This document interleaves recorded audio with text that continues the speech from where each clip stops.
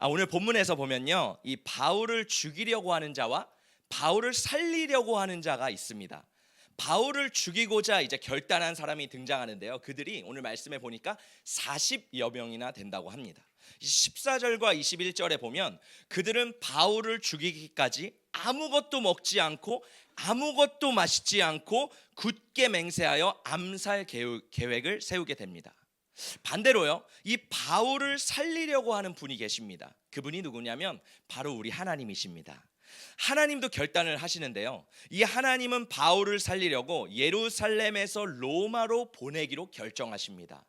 여러분, 바울은 지금 죽느냐 사느냐의 문제 앞에 놓여 있습니다. 이 상황에서요, 바울의 인생은 어떻게 될까요? 우리 함께 말씀을 읽어보도록 하겠습니다. PPT 한 번만 더 클릭해 주시면 감사하겠습니다.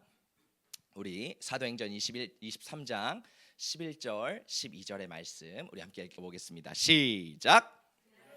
주께서 바울 곁에 서서 이르시되 담대하라, 내가 예루살렘에서 나의 일을 증언한 것 같이 로마에서도 증언하여라 하리라 하시니라. 날이 새매 유대인들이 당을 지어 맹세하되 바울을 죽이기 전에는 먹지도 아니하고 마시지도 아니하겠다 하고. 성경은요, 지금 이 긴박한 상황을 시간으로 알려주고 있습니다. 하루 차이입니다. 자, 11절에 보면 그날 밤에 하나님께서 바울에게 말씀하십니다. 그리고 그 다음 날 날이 새매 유대인들이 당을 지어 맹세하기 시작합니다. 지금 이 시간 차이가 있습니다. 누가 먼저 살리기로, 누가 먼저 죽이기로 결정했나요?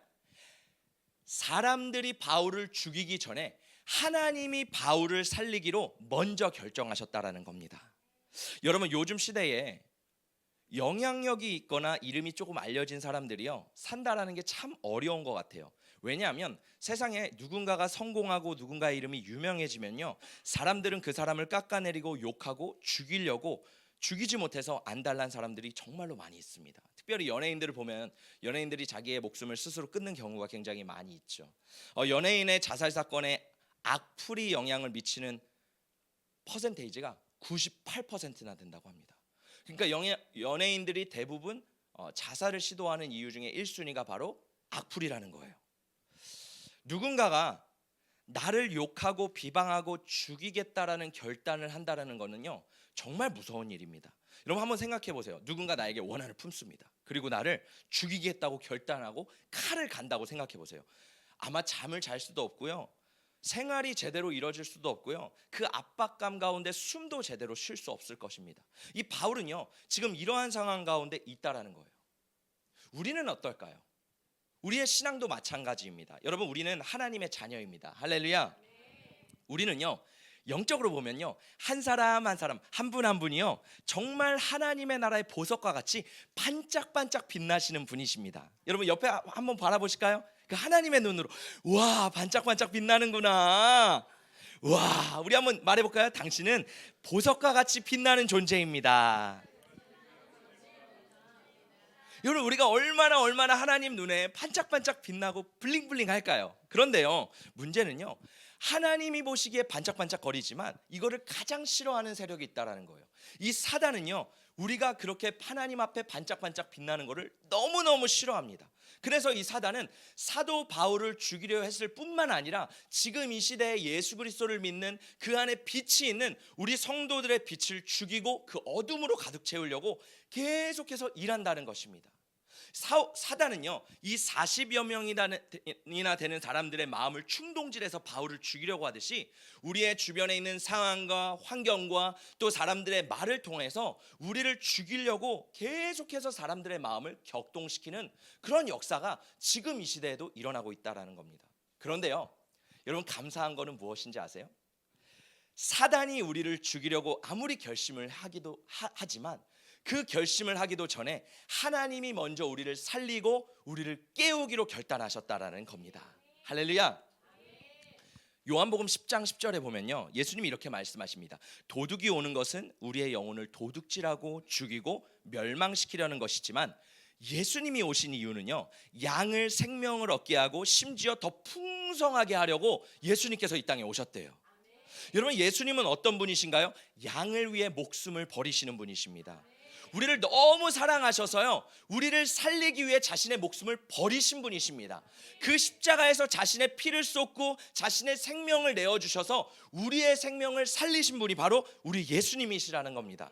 그래서 예수님은 그 십자가에서 어떤 일을 이루셨어요? 우리의 죄악과 질병과 사망과 영원한 지옥에서 나를 건지셨다는 거예요.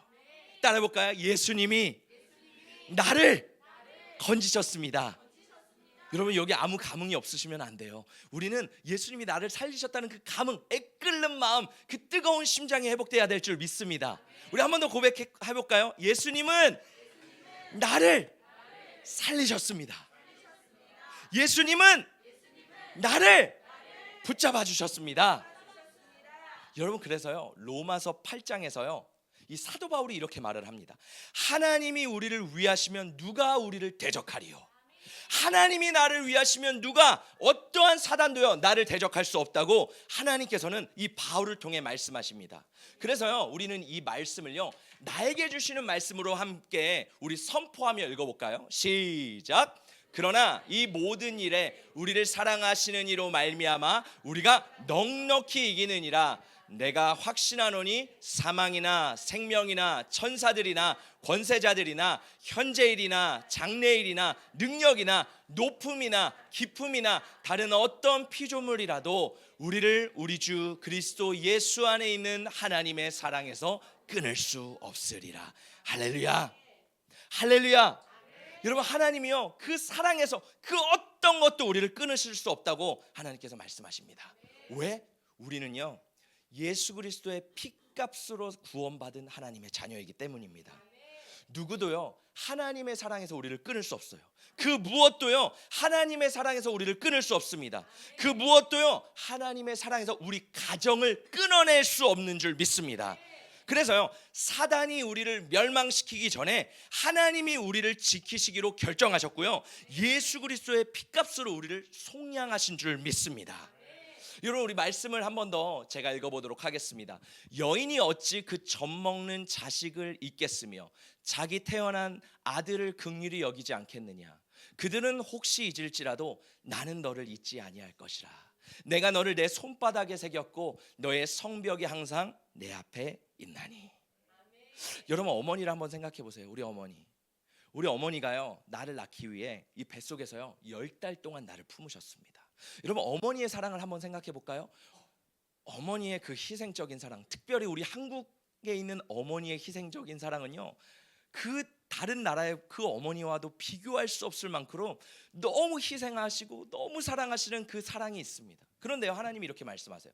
너희 어머니가 너희를 사랑하고 너희를 아끼고 너희를 위해 헌신하고 너희를 위해 목숨을 다 내어주지. 그런데 그 육신의 어머니도 때로는 그 사랑이 한계가 있을 수 있단다. 육신의 어머니도 때로는 그 사랑이 부족할 수도 있어. 근데 나의 사랑은 아니야. 하나님의 사랑은요 육신의 어머니의 사랑과 비교할 수 없을 만큼 우리를 너무너무 사랑하신다라는 거예요. 저는 이 말씀을 묵상하면서 얼마나 감동되는지요. 여러분, 하나님 뭐라고 말씀하시는지 아세요? 하나님이요 나를 얼마나 사랑하시는지 내 이름을 하나님의 손바닥에 새기셨대요. 여러분, 한번 손바닥 내밀어 보시겠어요? 손바닥을 한번 바라보세요. 여기에 김경민, 허준우, 하나님의 손바닥에요 내 이름이 새겨졌다는 거예요. 할렐루야. 그리고요 하나님이요 날마다 이 새겨진 내 이름을 바라보시면서요 너의 성벽이 항상 내 앞에 있단다. 내가 내 앞에 있단다. 내가 나를 떠나도 내가 나와 함께하도 언제나 어디서나 어느 순간이든지 너는 내 손바닥에 있어. 여러분, 하나님은요 우리를 그 손바닥에 새기시는 그 하나님이신 줄 믿습니다. 열왕기상에 보면요 이 엘리야는요 바알과 아세라 선지자와 1대 450으로 싸워서 이깁니다. 그래서 이 엘리야 선지자는요 이 바알과 아세라 선지자 450명을 다 죽입니다. 그 소식을 들었던 바알과 아세라를 섬겼던 이 이세벨이 이 이야기를 듣고 엘리야를 죽이고자 결단합니다. 열왕기상 19장 2절에 이렇게 말해요. 내가 내일 이맘때에는 엘리야를 반드시 죽이겠다. 여러분, 한 나라의 여왕이, 심지어 이 당시 아합의 부인이 이세벨이었거든요. 이세벨의 권력과 힘은 막강했습니다. 이 아합보다 더 셌습니다. 입김이 굉장했어요. 모든 정보력과 지식을 가지고 엘리야라는 한 사람을 찾아낼 수 있는 그 모든 뛰어난 능력을 가진 사람이 이 이세벨이었습니다.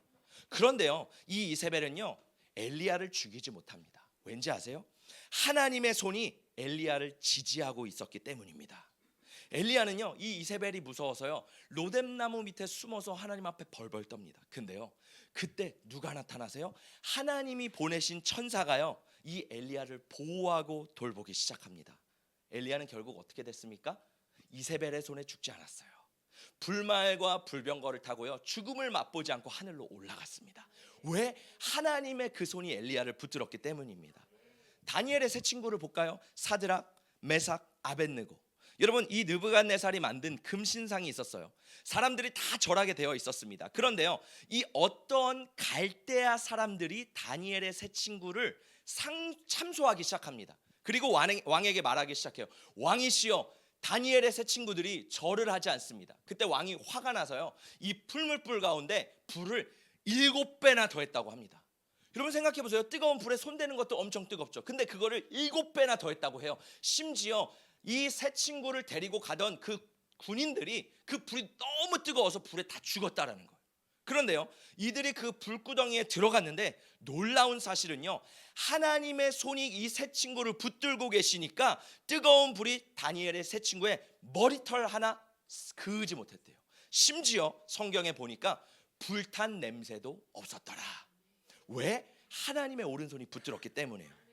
다니엘은 어떻습니까? 여러분 다니엘이 이제 섬겼을 때는 다리오 왕이었습니다. 다리오 왕이요 이 총독들과 고관들이 이 다니엘을 고발할 근거를 찾기 시작합니다. 그러면서 왕의 금령을 만들어서요 30일간 누구든지 왕 외에 어떤 신이나 사람에게 예배하면 그를 사자밥으로 던져주기로 결의를 합니다. 그리고 금령으로 내려요.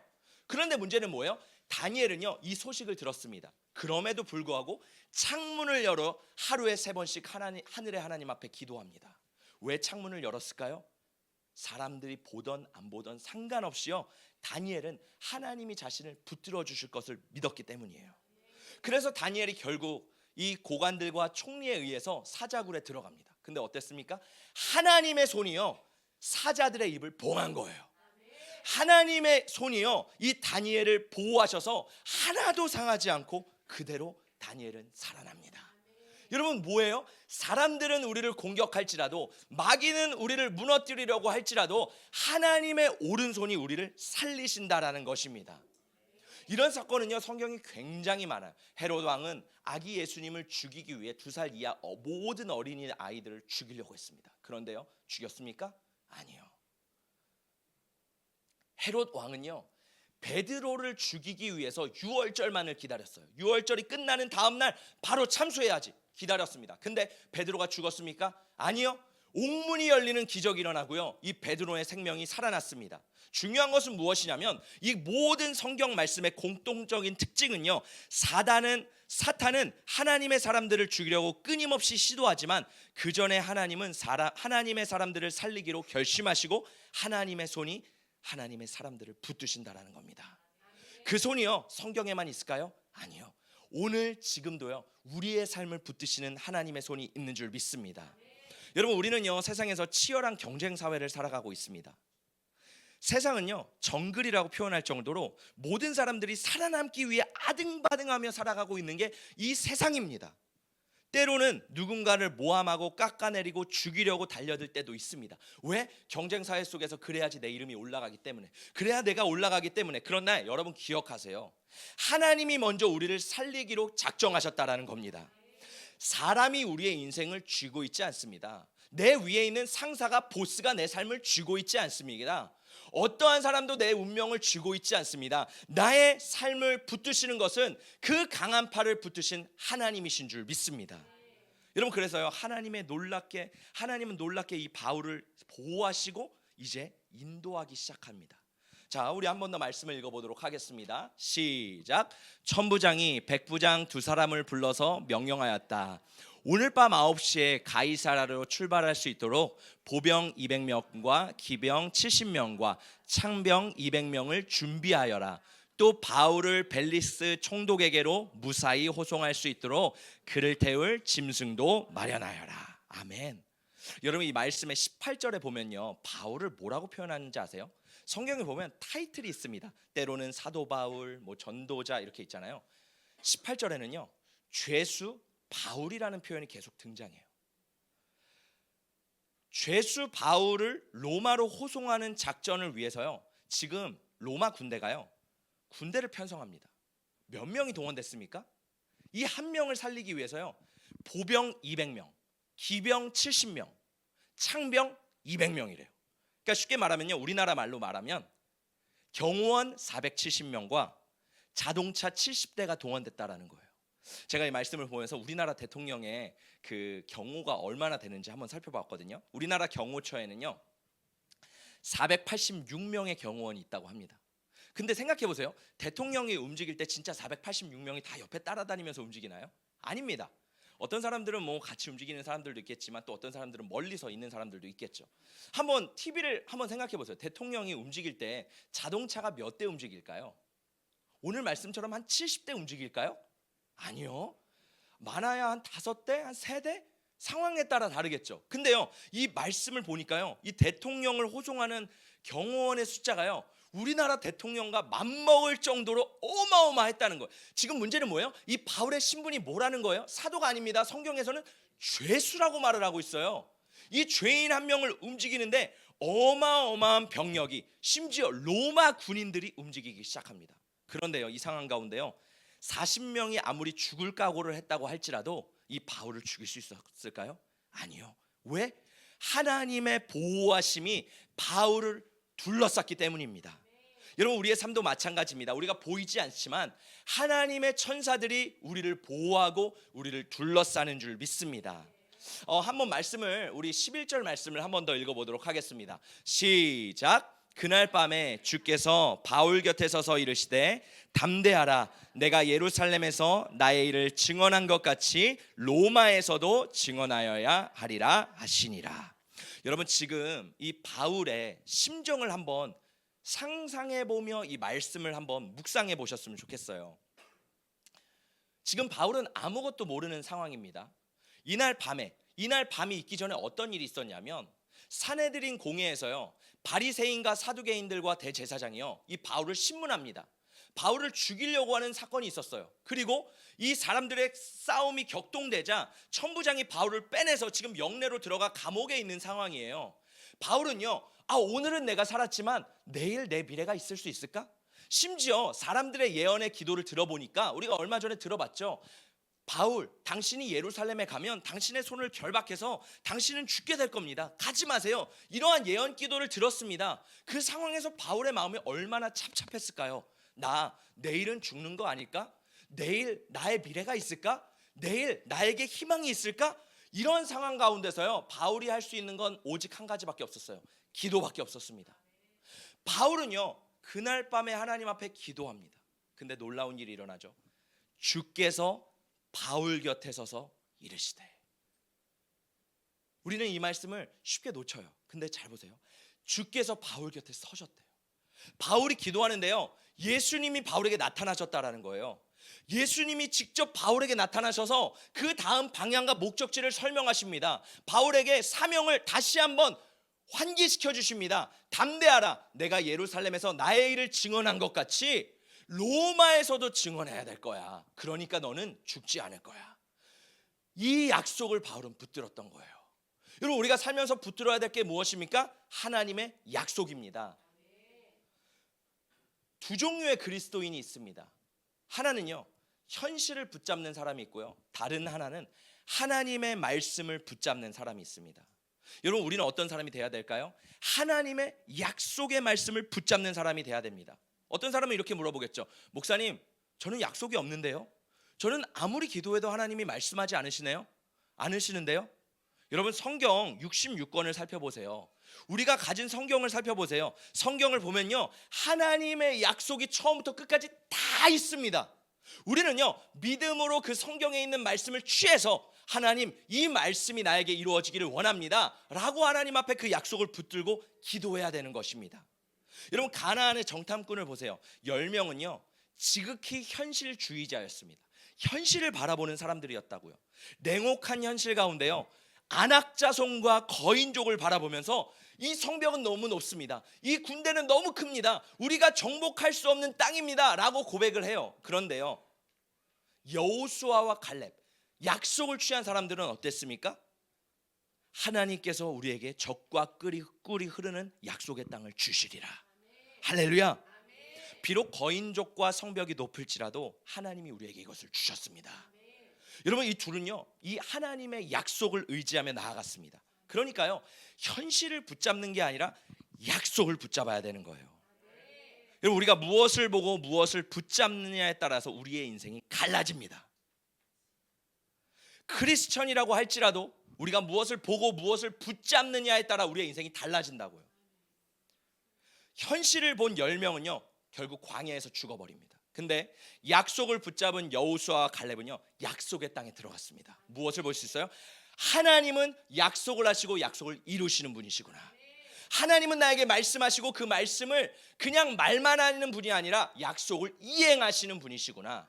사람은요 약속할지라도 그 약속을 잊어버릴 때가 있습니다. 지킬 능력이 없어요. 그러나 우리 하나님은 어떤 분이세요? 약속을 지키시는 분이신 줄 믿습니다. 여러분, 우리 유스 학생들의 현실을 한번 바라볼까요? 소희야, 너의 현실을 한번 바라봐봐.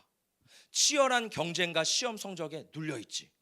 그 압박감에서 때로는 숨을 쉴 수가 없어. 중간고사, 기말고사 기간이 다가오면 목사님, 저 기말고사 기간이라서 오늘은 너무 바쁩니다. 왜? 내 마음이 그만큼 눌려있다라는 거예요. 근데요, 하나님이 주신 약속을 붙잡을 때요, 하나님이 주시는 미래와 희망을 볼 수 있다라는 거예요. 지금 내 현실을 바라보면 미래와 희망이 없습니다. 내가 과연 이 대학에 갈 수 있을까? 내가 진짜 이 시험 잘 볼 수 있을까? 나에게 미래가 있을까? 그런데요, 우리의 신앙인들, 그리스도인들은 뭐예요? 약속을 붙잡는 거예요. 아, 하나님은 나에게 약속을 주셨다. 할렐루야. 우리 청소년들만 한번 따라해 볼까요? 하나님은, 컴온, 다시, 하나님은, 뭐야 얘들아, 한 번만 더 우리 세게 해보자. 자, 우리 좀만 더 세게. 너네 자전거 타는 것처럼 한번 세게 해보자. 자전거 탈 때 저 멀리 있는 친구, 야 멈춰, 이렇게 하잖아. 그것처럼 한번 해보자. 하나님은, 점점 막 어깨가, 다시, 하나님은, 우리 조금만 더 세게 해볼까? 우리 조금만 더, 마지막이야. 자, 하나님은 나에게 약속을 주셨다. 할렐루야. 우리 어른들은 어떤가요? 여러분, 우리 현실을 바라보면요, 인생의 돌파구가 없습니다. 내 생각대로 인생이 호락호락 열리지는 않아요. 뉴스를 보면요, 사람들의 이야기를 들어보면요, 다 부정적인 얘기만 합니다. 제가 개척을 하려고 준비를 했거든요. 근데요, 12월만 되면 뉴스에서 뭐라고 나오는지 아세요? 내년은 불황입니다. 내년은 불경기입니다. 세상이 점점 어려워지고 있습니다. 그러면은 개척을 준비하더라도, 야, 불황인데 이거 어떡하지? 매번 마음이 꺾이는 거예요. 뉴스랑 세상 사람들은요 늘 부정적인, 안 된다, 경제는 어렵다 늘 말합니다. 그런데요, 중요한 건 뭔지 아세요?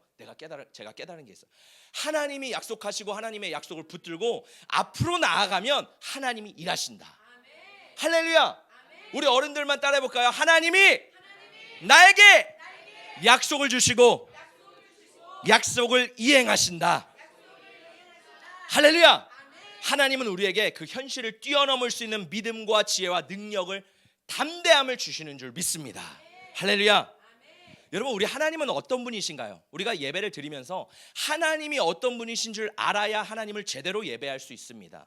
우리는요, 우리 하나님이 어떤 분이신지 알 때요, 우리 안에 그리스도인으로서의 자존감이 생깁니다. 하나님의 자녀로서의 자존감이 생긴다라고요. 우리 하나님은요, 우리 인생의 크고 작은 모든 일을 주관하시는 분이십니다. 그렇기 때문에 우리의 생각에는 불가능해 보여도 우리의 오른손을 붙드시고 우리의 발걸음을 인도하시는 분이 우리 하나님이라는 거예요. 우리 하나님은요, 알파와 오메가 되시고 처음과 나중 되시고 시작과 끝이 되시기 때문에 우리의 인생을 다 알고 계십니다. 그리고 가장 선한 길로 인도하기를 원하십니다. 우리 하나님은요, 여호와 일의 하나님이세요. 우리 하나님은요, 우리를 위해 가장 좋은 것과 가장 완전한 길을 예비하고 준비하시는 분이십니다. 하나님은 이 모든 것을 미리 아시기 때문에 미리 예비해 놓으신다라는 거예요.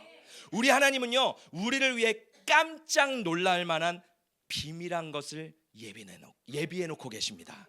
이 모든 것은 기도하는 사람에게 하나님이 직접 간섭하시고 역사하시는 거예요. 할렐루야. 여러분, 인간의 삶은요 항상 불안합니다. 왜냐하면 인간은 내일을 예측하지 못하는 불확실성 속에 살아가고 있기 때문이에요. 아무리 똑똑하고 아무리 IQ가 높고 아무리 세상의 이치를 안다고 할지라도 내일의 불확실성 속에서는요 다 하찮은 인간일 뿐입니다. 인간은요 우리 앞에 다가오는 문제를 해결할 능력이 없습니다. 그러나 우리의 인생은 우리에 의해 결정되는 것이 아니고요, 그 배후에서 일하시는 하나님에 의해서 결정되는 것입니다. 여러분, 우리가 이 사실을 믿으면요 우리의 마음에 평안과 확신을 얻게 됩니다. 그리고 하나님을 의지하고 하나님을 바라보고 나아갈 수 있게 되는 줄 믿습니다. 여러분, 바울의 죽고 사는 문제가 누구에게 달려 있어요? 하나님의 손에 달려 있습니다. 마찬가지로 우리의 살고 우리의 죽는 문제, 나의 미래, 나의 모든 삶의 모든 것을 주관하시는 분이 누구시라는 거예요? 하나님의 손에 나의 인생이 붙들려 있다라는 겁니다. 여러분, 우리가 기도하고 부르짖어 하나님 앞에 도움을 구하면요 하나님은 우리의 인생의 최악을 최선으로 변화시킵니다. 그런데 우리가 기도하지 않고 부르짖지 않고 하나님의 도움을 필요로 하지 않는다면요 우리의 운명의 길을 그대로 걸어갈 것입니다. 우리는 항상 기도하고 부르짖어 하나님의 도우심을 구해야 될 줄 믿습니다. 그때 하나님은 어떻게 하세요? 최악의 상황, 내가 생각할 때 최악이라고 생각하는 상황을 통해서 하나님의 손에 의해서 최선으로 바뀌어지는 기적이 일어나는 것입니다. 이 놀라운 기적이 저와 여러분에게 임하기를 예수님의 이름으로 축복합니다. 그래서 성경은 이렇게 말하죠. 내가 사망의 음침한 골짜기를 다닐지라도 해를 두려워하지 않을 것은 주께서 나와 함께 하심이라. 주의 지팡이가 함께 한대요. 그 지팡이가 뭐예요? 하나님의 지혜와 총명과 모력과 재능의 지팡이입니다. 그 지팡이가 나를 인도하신대요. 그리고 주의 막대기가 나를 보호하신대요. 막대기는 어떤 역할을 해요? 양이 잘못된 길을 가면요 툭툭 치면서 그 양을 바른 길로 인도하십니다. 하나님은요 나를 죽이고 무너뜨리라고 하는 원수 앞에서요 내게 진수성찬을 차려주신대요. 할렐루야. 기름으로 내 머리에 발라 잔이 넘치게 하신대요. 나의 잔이 넘치는 겁니다. 기름 부음이 넘치는 겁니다. 나의 평생에 하나님의 선하심과 인자하심이 반드시 나를 따른대요. 따라합니다. 하나님의 선하심과 인자하심이 반드시 나를 따르고 있습니다. 그리고요 우리는 영원히 하나님의 집에 살 것이라고 하나님 말씀하십니다. 하나님은 무한한 사랑으로 우리를 사랑하시고 사랑하는 우리 깨우는 교회 성도님 한 분 한 분에게 상을 주시기를 원하십니다. 시편 91편인데요 하나님께서 말씀하셨다. 그가 나를 간절히 사랑하니 내가 그를 건져주겠다. 그가 나의 이름을 알고 있으니 내가 그를 높여주겠다. 그가 나를 부를 때에 내가 응답하고 그가 고난을 받을 때에 내가 그와 함께 있겠다. 내가 그를 건져주고 그를 영화롭게 하겠다. 내가 그를 만족할 만큼 오래 살도록 하고 내 구원을 그에게 보여주겠다. 이 시편 91편 말씀을 읽으면서 묵상하면서 얼마나 이렇게 하나님의 사랑이 느껴지는지 모르겠습니다. 여러분, 이 말씀을요 내 이름을 대입해서 함께 우리 천천히 읽어볼까요? 하나님께서 하면서 땡땡은 뭐 경민이가, 시온이가, 이렇게 소희가, 우리 하랑이가 이렇게 붙여가면서 읽어보겠습니다. 천천히 읽어볼까요? 선포합니다. 내 자신에게 말하는 거예요. 내 영혼아 들어라, 내 영혼아 깨어라, 넌 하나님의 자녀야. 시작. 하나님께서 말씀하신다. 경민이가 나를 간절히 사랑하니 내가 경민이를 건져주겠다. 경민이가 나의 이름을 알고 있으니 내가 경민이를 높여주겠다. 경민이가 나를 부를 때에 내가 응답하고 경민이가 고난을 받을 때에 내가 경민이와 함께 있겠다. 내가 경민이를 건져주고 경민이를 영화롭게 하겠다. 내가 경민이를 만족할 만큼 오래 살도록 하고 내 구원을 경민이에게 보여주겠다. 할렐루야. 하나님은요 바울의 최악의 상황을 최선으로 바꾸셨습니다.